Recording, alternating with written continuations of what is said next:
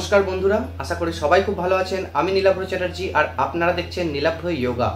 तो आज के आमी आपनादेर सामने एक भिडियो निये एसेछि जेखाने आमरा जानते पारबो जे विभिन्न मानुषेर जे माइग्रेनेर प्रब्लेम थेके थाके। माने अनेकजन देखबेन माइग्रेनेर प्रब्लेम आछे, तादेर माने विभिन्न टाइमे टाइमे तादेर माइग्रेनेर एकटा करे पेनও ओठे। तो এই माइग्रेनेर माने माइग्रेन जिनिसटा केन हय बा एर उपकार पेते गेले आमरा की की योगासन डेली बेसिसे प्रैक्टिस करब। तो आजकेर भिडियोटी आमादेर এই নিয়ে आलोचना होते चलेছে। तो प्रतिबारेर मतन आमी एबारो बोलबो जे फ्री हैंड एक्सारसाइज ना करे किन्तु योगासन आपनारा प्रैक्टिस करबेन ना। नीचे डेसक्रिप्शन बक्से लिंक देওয়া আছে। যদি এখনো পর্যন্ত আপনারা সেটি না দেখে থাকেন তো যান দেখুন, প্র্যাকটিস করুন, তারপরেই একমাত্র যোগাসন প্র্যাকটিস করবেন।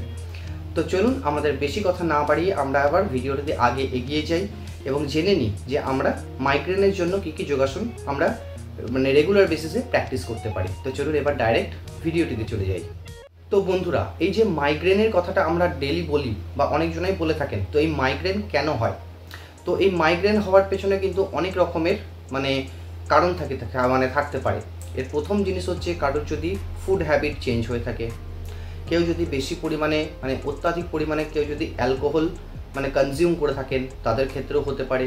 যদি কোনো হরমোনালের মানে হরমোন যদি কোনো রকম কোনো একটা হরমোন যদি ঠিকঠাকভাবে তারা মানে না মানে নির্গত হয় তো সেই ক্ষেত্রেও কিন্তু আপনাদের মানে মাইগ্রেনের সমস্যা একটা দেখা দিতে পারে।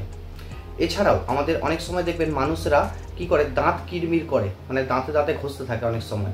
তো এইটাও কিন্তু মাইগ্রেনের জন্য একটা কারণ হয়ে দাঁড়াতে পারে।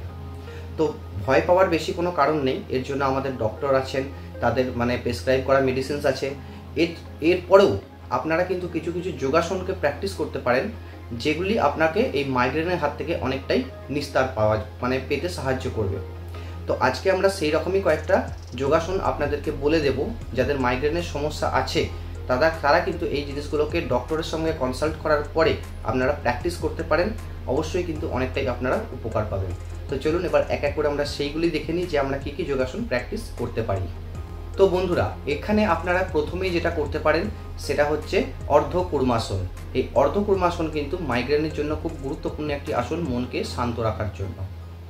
এরপরে আপনারা করতে পারেন চক্রাসন।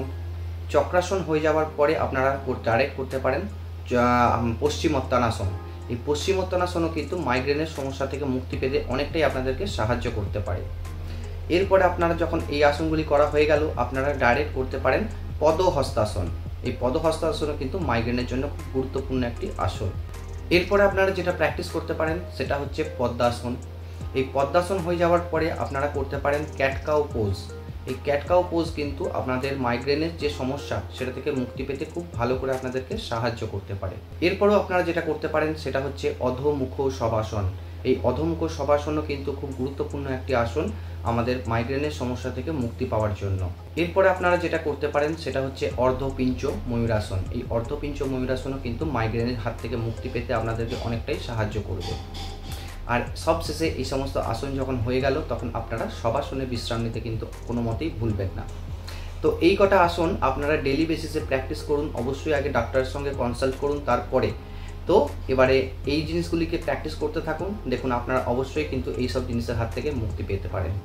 বন্ধুরা, আজকের ভিডিওতে আমরা জানলাম যে মাইগ্রেনের হাত থেকে রক্ষা পাওয়ার জন্য আমরা ডেলি বেসিসে কী কী যোগাসন রোজ প্র্যাকটিস করতে পারি।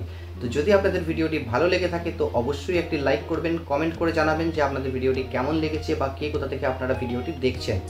আর যদি এখনও পর্যন্ত এই চ্যানেলে এখনও মানে একটা মেম্বার আপনারা না হয়ে থাকেন তো নিচে যে সাবস্ক্রাইব বাটনটা আছে সেটাকে প্রেস করে কিন্তু আপনারা এই ফ্যামিলির একটা মেম্বার অতি অবশ্যই হয়ে যেতে পারেন।